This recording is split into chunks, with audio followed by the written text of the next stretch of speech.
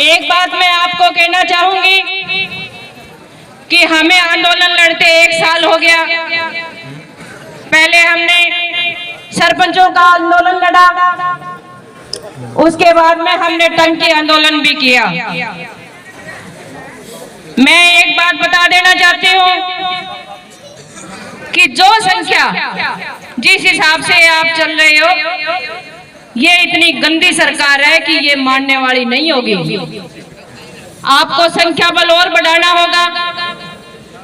और खास करके मैं मेरी मातृशक्ति से कहना चाहूंगी कि आप आंदोलन के अंदर कूदी पड़ी हो, तो मैं कहती हूँ चूल्हा चौका छोड़ के इस आंदोलन में सबसे बड़ा भाग महिला शक्ति का होगा।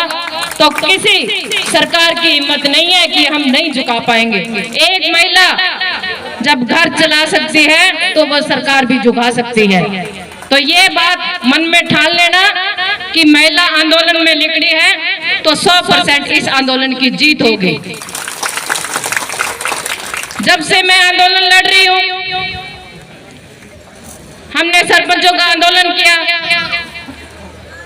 आज इस सरकार को हमने झुकाया है। आज वही सरकार 50% हमारा जो कोटा है वो लगाने की परमिशन दे दी है। और दूसरा आंदोलन हमने लड़ा, टंकी आंदोलन। सभी गांवों का सहयोग रहा और यहाँ तक कि सरपंचों ने तो भूख हड़ताल पे भी हमने जो बैठने का काम किया और हमने अपनी जान की बाजी तक लगा दी थी। 13 दिन तक मैं भूख हड़ताल पे बैठी,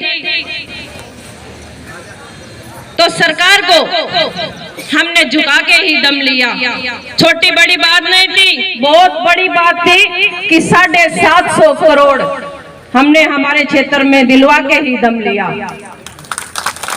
तो मैं सभी जो मेरे भाई बंधु यहाँ पे खड़े हैं, मैं इनको एक बात कहना चाहूंगी कि आपकी लड़ाई भी छोटी नहीं है, 100 करोड़ की है, 100 करोड़ की।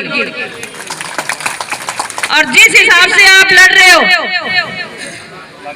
और जिस हिसाब से आप संख्या बल बढ़ा रहे हो, मैं कहती हूँ मैं आपको बधाई देना चाहूंगी कि आपकी 100% जीत होगी। तो मैं आपको एक बात बताती हूँ कि आपकी बहन, आपकी बेटी कभी पीछे नहीं हटेगी। कहीं भी आवाज उठी किसान की तो मैं वही आपके साथ कंधे से कंधा मिला के आपके साथ खड़ी होंगी। और एक भट्टुकला गांव के जितने भी मेरे भाई बंधु हैं, मैं उनसे एक बात कहना चाहूंगी कि ये मत सोचो कि ढाबे की भीड़ ही होगी तो ही आंदोलन जीता जाएगा। जो ढाबे की आए, मंदोरी की आए, चाहे कहीं की आएगा, उससे बड़ी भीड़ यहाँ पे होनी चाहिए भट्टू वालों की, तभी ये आंदोलन जीता जाएगा। जब आपकी बहन बेटी आंदोलन में चलकर आ सकती है तो आपका हक नहीं बनता क्या कि ज्यादा से ज्यादा संख्या में आप यहाँ पहुंचकर इस निकम्मी सरकार को झुकाने का काम करें।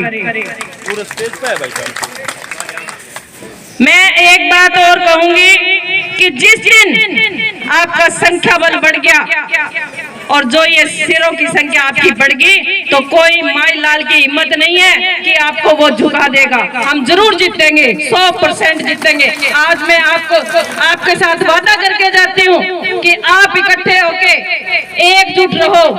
आप देखना, आपको बढ़वाने के लिए, बांटने के लिए लोग आपके बीच में पहुंचेंगे कि ये धरना खत्म कर दो, हम आपकी मांगे पूरी कर देंगे। मैं इन सरकार बीजेपी वालों से पूछना चाहती हूँ कि 10 साल हो गए बीजेपी सरकार को आए, शुरू से लेके आज तक ये सरकार किसान विरोधी सरकार रही है। आपके बीच में इनके नुमाइंदे आएंगे, बहलाएंगे, फुसलाएंगे कि किसी तरह आंदोलन खत्म कर दो, क्योंकि 2024 इनको सामने दिख रहा है सांप की तरह कि हर किसान जाग चुका है और किसान अपना हक जो है वो लेना सीख गया। तो मैं जो मेरे पिता, आज आप देख रहे हो